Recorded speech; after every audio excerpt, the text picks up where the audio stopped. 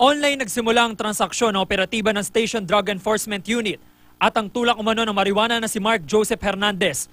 Sa harapan ng isang convenience store sa Aurora Boulevard, Cubao, Quezon City, nagpalitan ng marijuana at bayad. Agad na aresto si Hernandez at dalawang kasamahan na mga estudyante pala. Isang 16 anyos at ang 20 anyos na si Jerome Casquejo.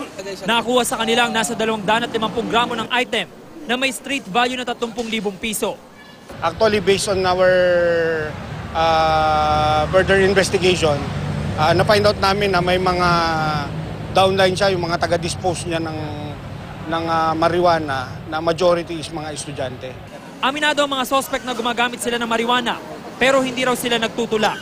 Napasama nga lang po, sir. Gumagamit po ba kayo Opo. ng marijuana po?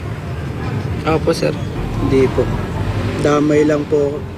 Marap ang mga suspect sa kasong paglabag sa Comprehensive Dangerous Drugs Act of 2002. Ang minor de edad naman ay turn over sa DSWD.